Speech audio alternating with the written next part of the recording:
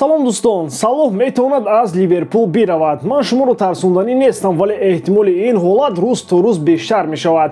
Акнун дар дунёи рӯйдодҳое мешаванд ки мо бояд ба он ҳайрон нашавем. Салоҳ низ мехоҳад маблағи бештар ба даст орад.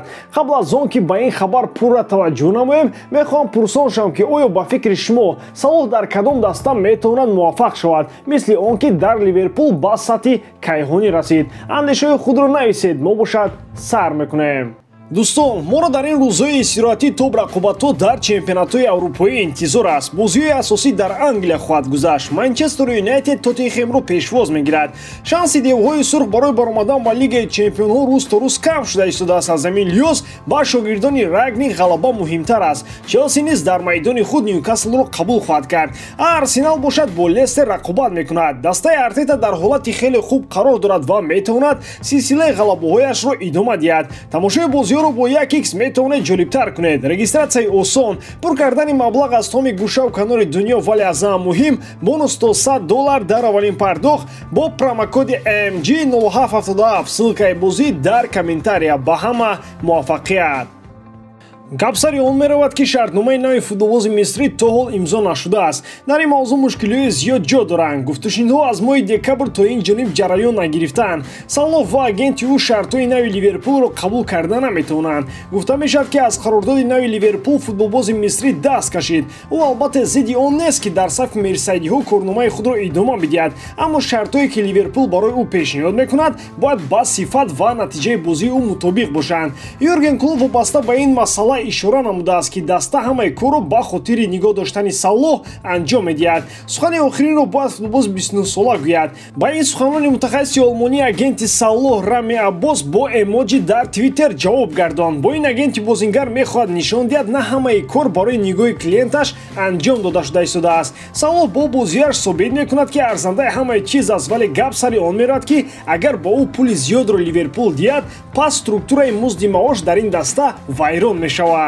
Ин як тарафи масъала. Дуюм, ситораҳои саршиноси Ливерпул дар дастаҳои дигар худро нишон дода наметавонанд. Оуэн, Торрес, Каутино, Вейналдум ва дигарон мисоли ин гуфтаҳо ҳастанд. Сеюмаш ин ки вақтҳои охир бозингароне ки аз як даста ба клуби дигар барои шартномаҳои ғаус мераванд, бештар ноком мегарданд. Таздиқи ин гуфтаҳо Азар, Алексис Санчес, Месси ва футболбозони дигар мебошанд. Ливерпул ҳатто вариантҳои ба ҷои Салоҳ овардани футболбозони навро меҷӯяд. Дар сурати рафтани бозингари 29-сола ҷои ӯро дар Ливерпул метавонад Букайо Сака аз Арсенал гирад. Ин бозингари ҷавон собит мекунад ки метавонад дар дастаҳои топ бозии беҳтаринашро нишон диҳад. Талабгорони Салоҳ зиёданд. Ҳамеша варианти Манчестер Сити ва ПСЖ ҳастанд. Чӣ мешавад агар Мбаппе ба Реал раваду ба ҷои ӯ парижиҳо Салоҳро ҷалб кунанд? Фикр дорам барои харидан ва додани маоши хуб ба бародари мусалмон шайхони араб ягон маблағро дариғ нахоҳанд дошт.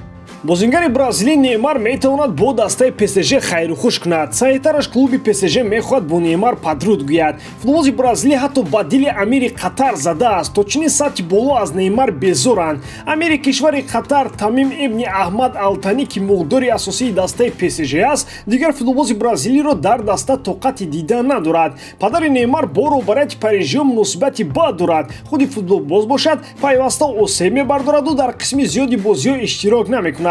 Барои осебпазириаш собиқ бозингарони ПСЖ ҳам борҳо ӯро мавриди танқиди шадид қарор доданд. Парижиҳо дар даври якашниҳои Лигаи Чемпионҳо аз Реал шикаст хӯрда аз саф берун монданд. Ин аллакай мавсими панҷуми клуби шаҳри Париж бо Неймар аст ки дар мусобиқаи асосӣ онҳо дастболо шуда наметавонанд. ПСЖ метавонад тобистони соли ҷорӣ Неймарро фурӯхта ҳадди ақал қисме аз маблағи ӯро ҷуброн кунад. Он 222 миллионро ягон кас ба ПСЖ намедиҳад. Инро дар Париж хуб дарк мекунанд. ПСЖ умеди онро дорад ки ягон даста Неймарро ҳадди ақал бо маблағи 100 миллион евро мехарад. Агар чунин пешниҳод ба парижиҳо равон шавад, онҳо бемамнуният қабулаш хоҳанд кард. Дар мавсими ҷорӣ Неймар дар ҳамаи мусобиқаҳо танҳо 19 бозиро анҷом дода, дар онҳо 4 гол ва 5 ассист дорад. Барои бозингари 222 миллиона ин натиҷаи хеле бад аст. Тобистони гузашта ӯ аз роҳбарият хоста буд ки Мессиро ба Париж биёранд. Ин трансфер бояд сабаби асосии муваффақияти ПСЖ дар Лигаи Чемпионҳо мешуд, вале таври вақт нишон дод барои мухлисони ПСЖ танҳо дарду ғаму андӯҳ овард. Баъд аз Неймар метавонад навбати Месси бирасад. Луис Суарес мехоҳад ба Англия баргардад, аммо дар бораи баргаштанаш ба Ливерпул сухан нест. Новобаста аз ин Суарес метавонад бо бозингарони дар як майдон бошад, ки дар замонаш ҳамроҳ бо онҳо Ливерпулро ба қаҳрамонӣ хеле наздик карда буданд. Футболбози уругваӣ ба сафи Астон Вилла пайваст мешавад. Дар ин тип Филиппи Каутино ҷилову дурахш дорад. Баъд аз омаданаш ба Премер-лигаи Англия, ӯ аз ҳама бозингари серҳосил мебошад. Суарес мехоҳад ҳамроҳ бо ӯ дар як майдон бошад. Дар баробари ин айни ҳол сармураббии Астон Вилла Стивен Ҷеррард мебошад. ӯ метавонад яке аз сабабҳои асосии интихоби Суарес гардад. Атлетико бо эҳтимоли зиёд шартномаи Луисро тамдид нахоҳад кард. Қарордоди ӯ тобистони соли ҷорӣ бо мадридиё ба анҷом мерасад. Қаблан гуфта мешуд, ки Интер, Аякс ва Севилья ҳам дар талоши ҷалби бозингар ҳастанд. Боз чанд даста аз МЛС мақсади ҳамроҳ кардани ҳамлагари уругваиро ба дастаашон доранд. Лек ба худи Суарес варианти Астон Вилла ҷолибтар менамояд. Як хабаре пайдо шуд, ки ба мухлисони Реал, Барса ва ПСЖ умуман писанд нахоҳад омад. Ҳамлагари 21-солаи норвегии Эрлинг Холланд дастаи Манчестер Ситиро макони идомаи карьераи худ интихоб кардааст. Тибқи хабарҳо аз рӯзномаҳои англисӣ, Холланд ва ПСЖ аллакай ба мувофиқа расиданд. Баъд аз анҷоми мавсими ҷорӣ ҳамлагари 21-сола ба шаҳри Манчестер хоҳад рафт. Манчестер Сити пули тавони ӯро ба маблағи 63 миллион евро ба Боруссия пардохт мекунад. Дар маҷмӯъ бо дар назардошти маблағи агент ва бонусҳо нархи ин трансфер ба 100 миллион евро баробар хоҳад шуд. Манчестер Сити дар ҷалби ҳамлагари норвегӣ аз Реал, ПСЖ ва Барселона пеш мегузарад. Дар интихоби Холланд падари ӯ ҳам метавонад нақши муҳим дошта бошад.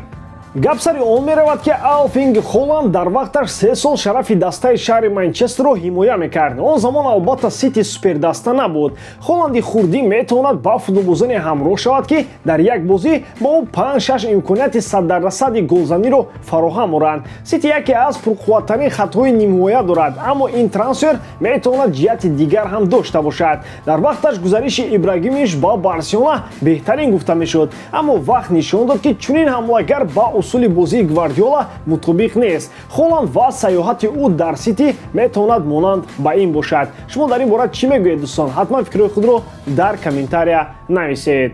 ба ҳамин тамом бори дорам, ки эҷодкории ман ба шумо писанд меояд. Лайк, комментария ва дар канал обуна шуданро аз ёд набароред. Бо шумо мисли ҳар вақта Муҳаммад Гаиров. Хай бародарон, дар паноҳи Аллоҳ.